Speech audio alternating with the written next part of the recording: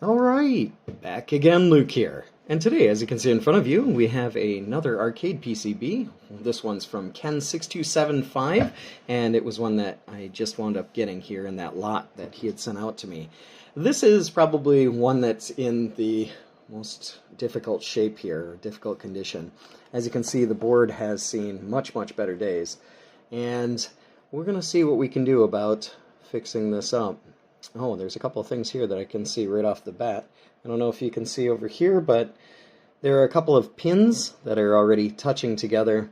And before you start powering these on, it's a good rule of thumb, if and when possible, to try and do a bit of kind of prep work here to check it out before you go and apply power to it. I know I'm guilty of plugging these things in really quickly without checking over them too thoroughly, but this time here we'll go ahead and check it out and see what we get. Hopefully we'll be able to repair this one and save it. And as you can see, the bottom of the board doesn't look to be too bad. There's a few scratches like here and there, but nothing too out of the ordinary. The biggest problem with these Konami boards, for the most part, is the leaking sound chip and or the leaking sound custom, as well as the custom ICs themselves. Those will go bad quite quickly. And then the mask ROMs will also go bad. So essentially a lot of parts on the board will go bad. But this one on the bottom doesn't seem to be too bad. It doesn't look too rough. Although I must say that this edge connector is going to need a scrub. So let's do this. Let's first of all, you can see the capacitor here on the front. This thing is ripped out. I don't know how much that's going to play into the effect of the operation here. This cap looks like it's also on its last legs, literally. How this is going to affect the operation. But first and foremost, let's do this. Let's try to clean up this edge connector and fix these bent pins over here that are touching. I do have some isopropyl alcohol, little bottle here, and we'll use that in a scrub brush to try and clean this edge connector. See what we can do with that. Let's add a little bit of that. We're going to do a little bit of this off camera because unfortunately it's difficult to get everything in screen as I bump the table here. You can see already it's kind of coming off a little bit. I think this is going to take a bit of work here to get these pins polished up, at least to the point where they'll make contact. Wow, like all of the metal has gone off the top here.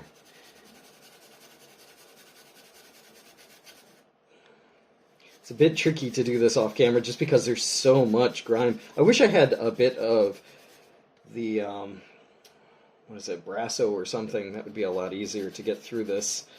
But since we don't have that, we're just going to rely on what we got here.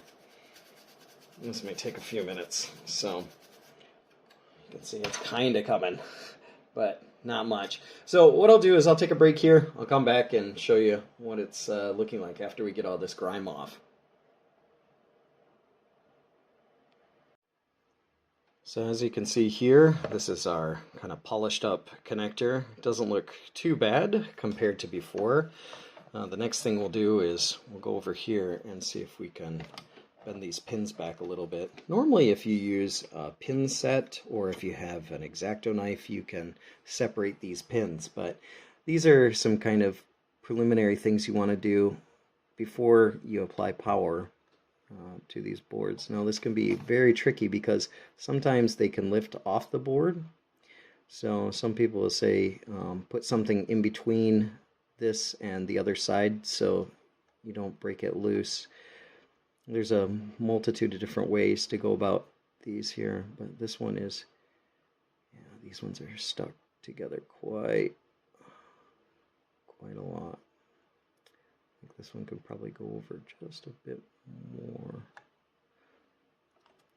This probably isn't going to be perfect. You probably can't get a good view here. I'll try and do what I can. Just as long as they're not touching, that's going to be the most important part here. Maybe we can separate these a bit more from the top.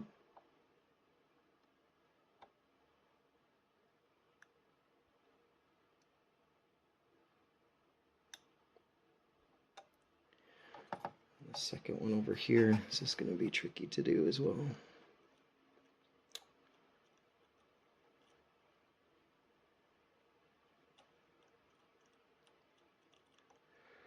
As for now, I think these ones are all separated. They aren't in perfect alignment there, but you should be able to see that they aren't touching anymore.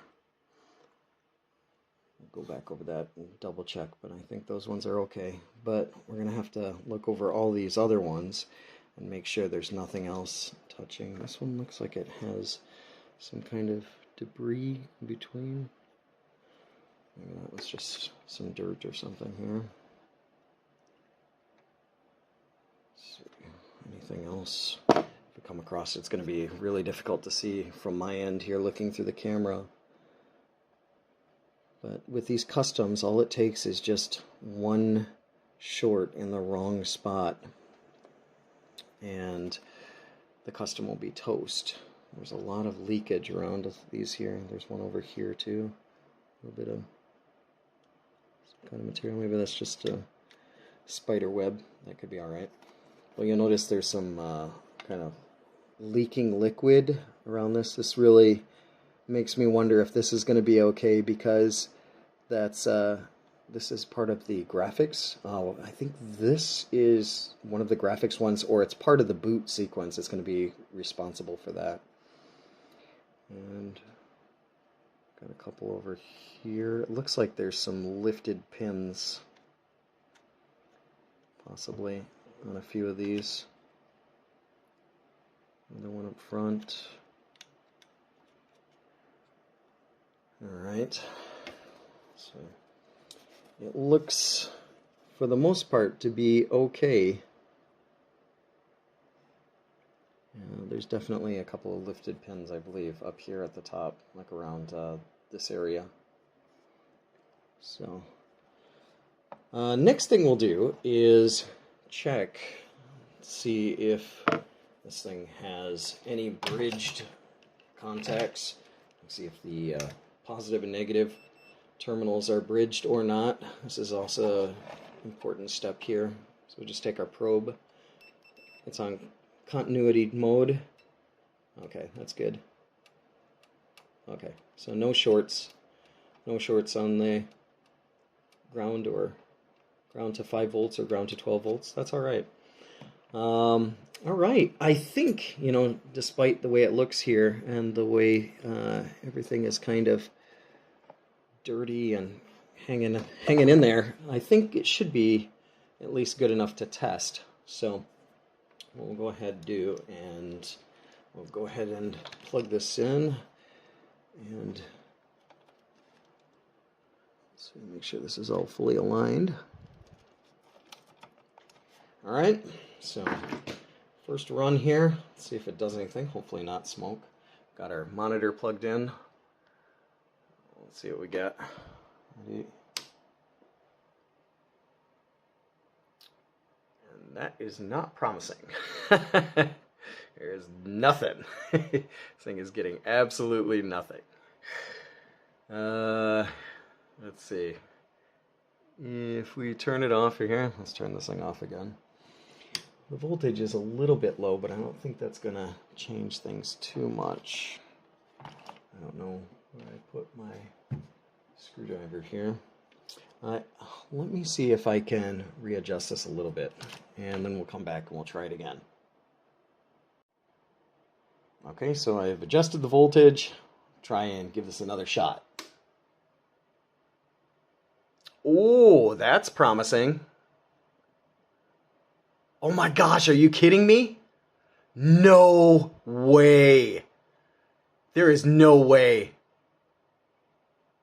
Oh my gosh. That is insane. Is this thing actually working? Obviously, there's no sound because of the graphic, because of the chip. Wow. It's alive. This is unreal. I think we're going to have to... Oh my gosh. So far, I'm just kind of speechless. I wonder if there are any graphic glitches in the game. I mean, the movie is playing. so far it's doing full motion video. That is nuts. Let's put in a coin. Coins go in. Start button. Can you believe this is working? How? Like literally how? How is that working? That doesn't make any logical sense at all. And it's the 4-player version. And this thing is working. I mean, obviously the soundboard is just thrashed and it's going to need some work, but perfect graphics. Unbelievable. Unbelievable. With no sound either. So let's see. Is there any way to start it up here? Maybe not. Wow. I am just... We got controls. Yeah, we do. We've got controls. We've got fire. We've got jump. This board is alive. Can you believe this? Well, so much for a repair video. I think it's just like a bit of maintenance on it. But it seems to be working. Let's see, what if we put in player 2?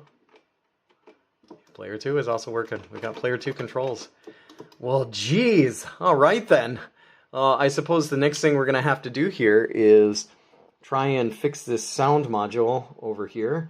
And might be even best to just scrub it up. I mean, give this thing a nice bath and see what we can do about cleaning it up, because this is in some pretty rough shape.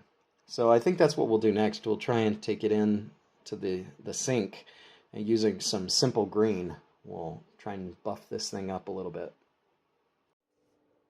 So as you can see here, we've got the PCB in the sink. We've got our simple green. We'll go ahead and spray this down. Actually, I should remove the tape off the top of this. No longer really broken, is it? Peel that off there. And I do have a paintbrush as well. I'm going to use this to try and mix the spray around. In fact, I think what I'll do is just add a little bit of water, try and remove the surface level grime off the top of this. Surprisingly, with the simple green, it really does work wonders with bringing back the life or the look of these old arcade boards. And it's non-harmful. It doesn't corrode or anything like that. Let's see if I can get it to spray out here. Normally they say to let this sit for about 20 minutes or so before rubbing it off. But this stuff works absolute wonders. It's just fantastic. So if you have a PCB that you want to try and clean up, Simple Green is a really good product. Definitely worth picking up here. And it doesn't smell bad either. It actually has a quite pleasant smell to it. You'll notice I've removed the EEPROMs from this because there's no need for those to get wet. We only want to focus on the board here, the sockets, the components that are covered in grime. The EEPROMs can be just resocketed once everything dries here. That's the other thing. For drying, it's recommended that you put this in front of a fan. Some people have used like kitchen dryers, I think, like same things that are used for like washing dishes or like just space heaters, something like that. I mean, in the summertime, it's a bit difficult. I can imagine just like, yeah, board's almost dry. But yeah, definitely make sure this is 100% thoroughly dried before you decide to plug it in, because that would reverse everything we have done up until this point, which, to be honest, wasn't a lot. But it was enough, you know. Just even plugging this in before checking those points there might have caused damage to this custom ASIC. So it's a really good thing that we checked that out. And surprisingly, I mean, under all the grime, the board really isn't that bad. I mean, it just looks like it's been sitting for a very, very long time. Maybe either in a cabinet or in a warehouse or something. Like I said, I'm just going to keep rubbing this over here. You can already see, obviously the board is going to look a lot better when it's wet or covered with some kind of liquid than when it is what it'll look like when it's dried, but you can already see the difference. Here is what's coming off this board. So layers and layers of old dirt and grime. It's kind of somewhat satisfying here. A little bit of ASMR kind of stuff, like play your favorite music and like la, la, la, la, la, la, la. Like, I don't know. PCB will go on. But yeah, we're definitely going to have to take a look at this Konami custom sound chip. The caps are going to need to be replaced. Yeah, it looks like, there's one that's busted off over here. I'm not sure. I don't think I did that when I was cleaning, but yeah, that's going to have to be repaired. And then hopefully, if that works with this capacitor, this will be a fully functioning, awesome piece of gaming history. You never know how long these boards are going to function. I mean, obviously, you don't know how much time has already been put on them. You don't know how the ICs have been treated. You don't know if it's been in a wet environment or not. So, but this is the process. You can get the idea of what's going on here. But I'm going to keep going at this, trying to clean it up. I'll go ahead and dry it off, and then once it's dry, we'll do the cap replacement and the soundboard repair. So we'll leave this one here for now, and I'll see you in a few minutes. And as you can see here, after about an hour or so of drying, this is what our board looks like. And it is in surprisingly very, very good condition. I mean, considering the legs here were quite rusty looking or dirty looking, after using the old simple green on it and polishing it up, this board has sprung back to life and looks a million times better. So you can see we've still got the Bucky O'Hare written on the chip there, or ASIC. And we have the caps over here to change out. We've got our main cap, and then we've got our whole sound section that we'll need to redo. So the next thing we'll do is remove the old caps on here and then put in some new ones, and hopefully, fingers crossed, we'll get our sound back. Now this is something I've shown in other videos, and there are quite a few different ways of removing old capacitors from circuit boards. Really depending on the pads here, you can see this one down at the bottom, the one that's already fallen off, you can see that the pads are completely ripped off, so this is going to take a little bit more work here to get these pads back on. We're probably going to have to run a couple of jumper wires to get that fixed into place. But with some of these leaky caps, sometimes it can be difficult to get the old ones off the board without doing further damage to it. And one method that I use, and it really depends on how crusty these caps are, is a kind of rocking method using a pair of pliers. What I do is, going with the legs on the cap, I go back and forth very gently, and not a lot, just a very small increment here. It does take a long time, and it may not be the most useful if you have something that you want to get done in a very quick time here, but I found for myself I'm able to remove the cap without damaging the legs and without possibly ripping up the traces on the bottom. It seems to work really well for me. But like I said, it starts off really, really slow, and then eventually we kind of rock it back and forth a little bit more until you can feel the legs kind of falling off or detaching from the board. And eventually what you'll get is the whole cap will just pop right off. It may take, like I said, it may take a little bit more here, but I can feel this is coming loose. And sometimes you can even get it by hand once it gets loose enough. Like so. And in this case, actually, yeah, this pad here was a bit weak, so it did remove part of the pad on that one. But once again, it really depends on how crusty these caps are, and you can see for yourself this board has definitely seen better days, so it's not very surprising to see that these pads come loose. Now you can fix them with, if there's any part of the pad that's left on it, you can fix what's left of it by using just that spare bit. In other cases, you have to use a bodge wire or a jumper wire in order to remove, or in order to get the connection back. So once again, we're going to slowly just kind of work our way back and forth with this. This sound chip has definitely seen a lot better days, and over in the corner here, looks like it's chipped, which I'm not sure if that's going to be a major component. It might be, actually. It kind of looks like you can see underneath the silk screening. It looks like it does make a pretty important connection there.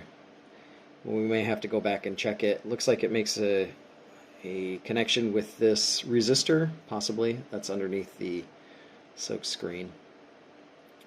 But we'll try and cover that when we go along with this. But like I said, just step by step here, trying to get each one of these caps off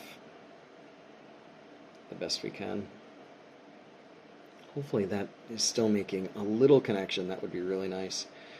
The other parts here, this is going to take a bit of some acetone to remove the silk screen on top, and then get some more exposure to where the traces go. But once again, this is how we can remove the cap, and it may take a little bit of time here to get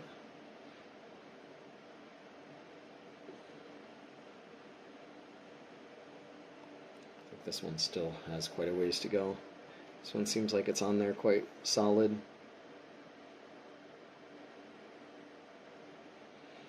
But what I'll do is I'll continue doing this, trying to remove all of these, then using some acetone I'm going to remove the silk screen so I can get a better look at the pads underneath.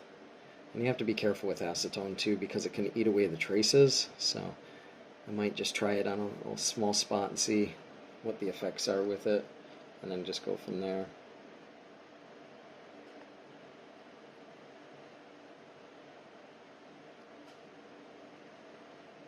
I feel like this is kind of like pulling a tooth.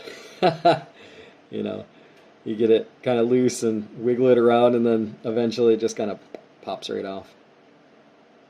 Which in this case, it's definitely taking a bit more time than usual.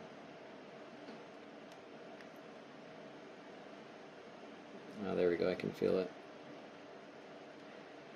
Kind of getting a bit looser. Oh.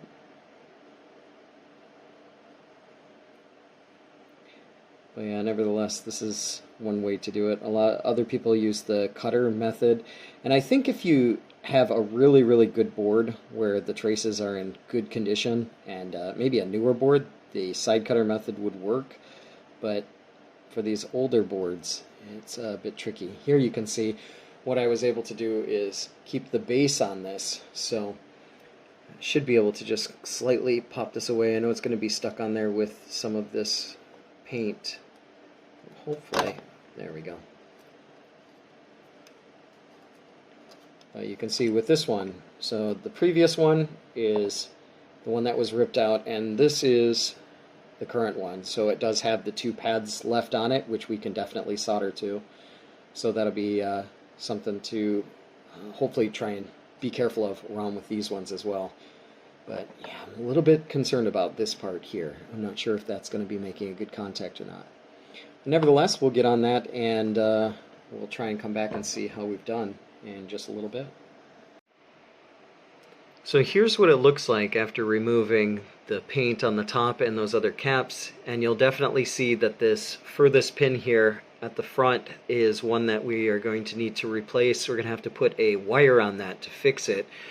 But I don't know how this will work. There are still a few small pieces of pad left that we could probably solder to, and that's what we're going to do. We'll see if we can get the caps to sit flush on there and then use what's remaining to keep them in place. But that's the next step here, try and get those on. And as you can see here, these are the caps I've replaced. I made a small wire or I put a small wire from here to here, as well as patching another wire up here that was disconnected. I'm not sure if this is going to work out all right or not, but there's only one way to find out, and that's to test it. I was able to replace this capacitor here. Unfortunately, I don't have a 330 microfarad 16 volt cap for this one, so we'll just have to see if it changes anything or if it works at all. But all those caps are all situated on there. From the looks of it, it seems like they're making good continuity, good conductivity. So let's turn this off here and pop this on and check some of that. Well, actually, let's move some of this out of the way. Okay, let's see.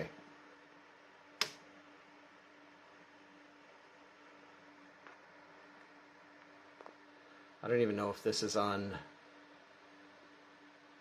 I don't hear any volume yet.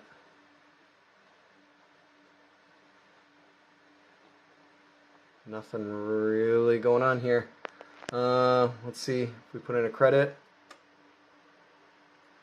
Nothing.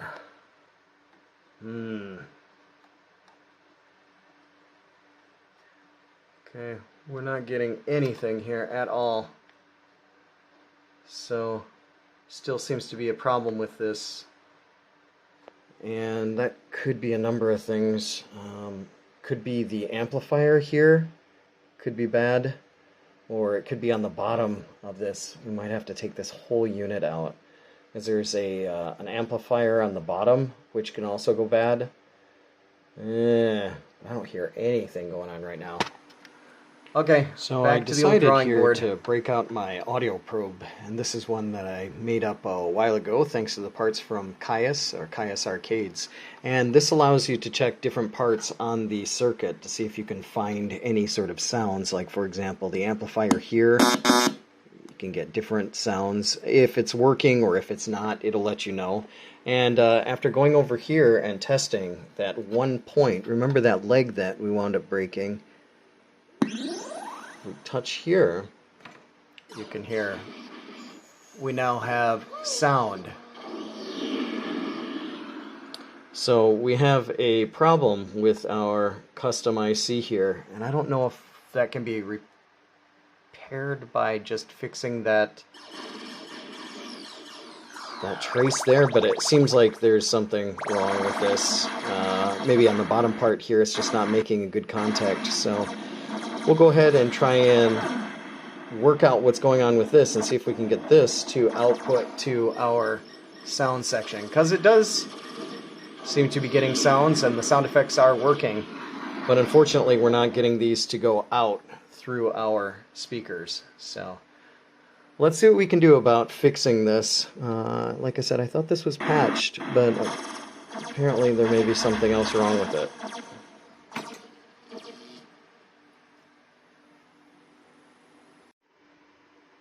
You know what? You're not going to believe this, but I don't know how I missed this. But the actual amplifier here is gone. And it was broken away so cleanly, I don't think I ever thought twice about it. But yeah, it still has the pins in the bottom here from where it broke off. But yeah, the heatsink and everything is completely gone. And that's the problem. That's the reason why it's not working here.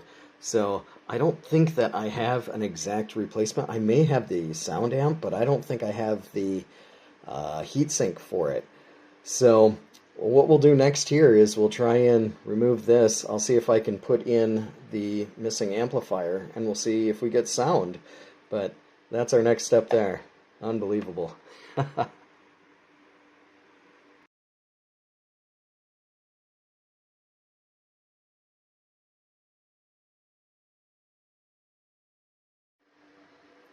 So luckily, in a parts bin, I actually had a spare LA4705, and I decided to install that, and this is the result. This is going to take a couple of seconds here.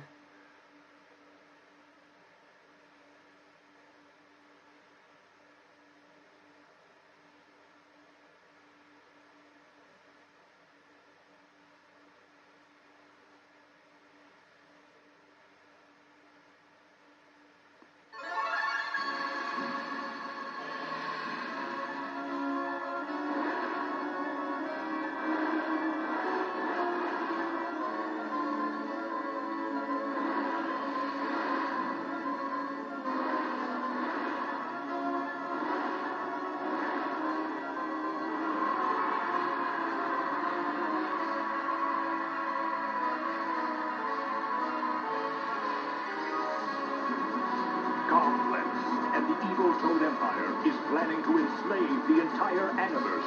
Their most ruthless weapon is the climate converter. The fate of the Aniverse is in the hands of Bucky O'Hare, brave captain of the righteous indignation, and his fearless crew, mysterious Jenny the Aldebaran Cat, four-armed ex-space pirate Eye Duck, android first-class Blinky, cruiser the Berserker Baboon, and Earth Boy genius Willie DeWitt. There we have it. She is up and running, and I now declare this Bucky O'Hare fully repaired, back from the grave, and 100% operational. But just a little bit of an extended look here at this repair for absolute classic made by Konami. And we've still got a few more boards to go through, but that's about all for me for right now. Like always, I'll put up another video here soon, so thanks for watching. Watching some Bucky O'Hare repair.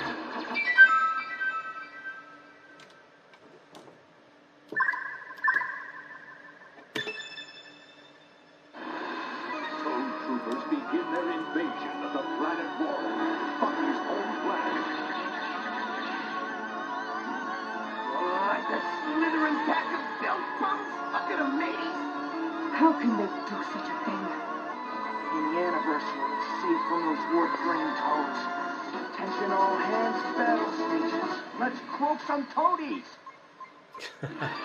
This is the day when Konami was just master of all things awesome. But yeah, we've got full functionality here. Sound, everything. So just playing with one hand here, so don't take this serious, but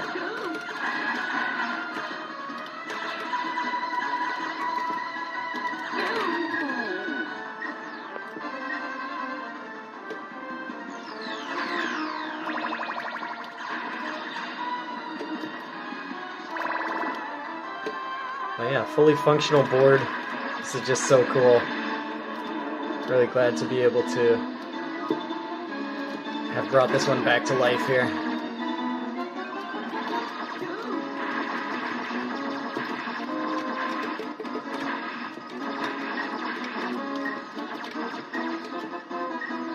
Not really a playthrough, but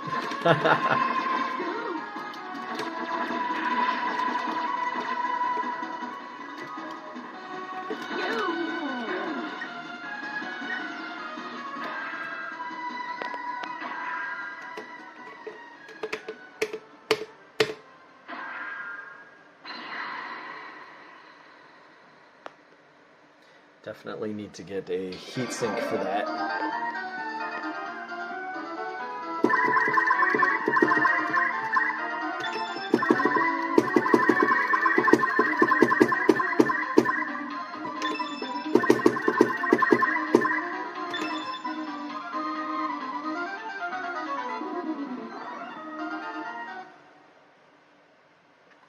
There we have it. See you again here next time.